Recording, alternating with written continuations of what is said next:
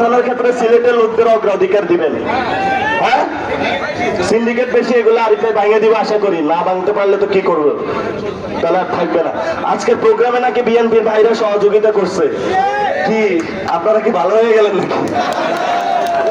বিএনপির ভাইদের সাথে আমার অনেক জায়গায় কথা হয়, কিন্তু কিছু উশৃঙ্খলা আছে, বুঝছেন? এগুলোর তার সমাধান করা যায় না।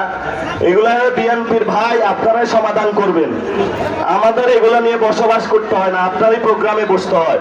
আপনারই এগুলা মানিজ্যত টান দেয়, আপনারই চোখ তুলে ফেলবে কয়েকদিন পরে।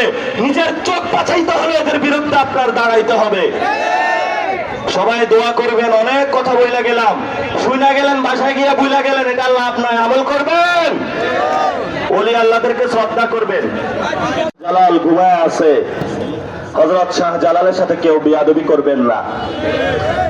আবার আমরা মাজার কর্তৃপক্ষকেও বলবো, আমি ওইখানে ইরানে দেখিয়েছি যে শিরিনগুলো অনেক সুন্দর, অনেক ইনস্টিটিউট হয়। আমি শাহজালাল মাজারে গেলাম, জিজ্ঞেস করলাম আপনারা কি প্রতি মাসে একটা পত্রিকা বের করেন? কয় না। বললাম এখানে এডুকেশন সিস্টেম আছে? কয় না। তো বললাম আপনারা সারাদিন বৈশা বৈশা কি করেন? একটু কাজ করতে হবে জনগণের জন্য। যেভাবে হলো শাহজালাল রহমতুল্লাহ আলাইহি জনপদে গিয়ে আল্লামা ফুলতলি সাহেব এখনো কাজ করে যাচ্ছেন, আরেকজন আছে বায়ানপুর, উনিও কাজ করে যাচ্ছেন।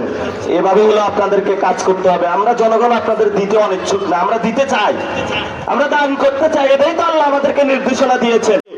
কোরআনে 8টা সেক্টর বলা হয়েছে, সেই 8টা সেক্টরের টাকাগুলো আমরা যাইতে চাই। কোন ব্যক্তির কাছে যাতে না যায় সেই ব্যবস্থা করতে হবে। আমাকে সাজ্জি সালাম বলেছেন সময় শেষ হয়ে গিয়েছে। এই ভাইকে আপনারা চিনেন?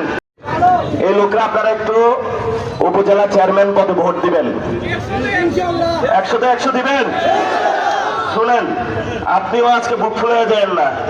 আপনার আজকে মানুষগুলোর ঘরে ঘরে যাইতে হবে, যায় বলতে হবে মা একটা ভোট দিয়েন, বাবা একটা ভোট দিয়েন। বলবেন আমি আপনার খাদেম, আমি আপনার নেতা না। আজকে যায় তাদেরকে কমিটমেন্ট দিবেন, আমি দুর্নীতি চাঁদাবাজ করবো না।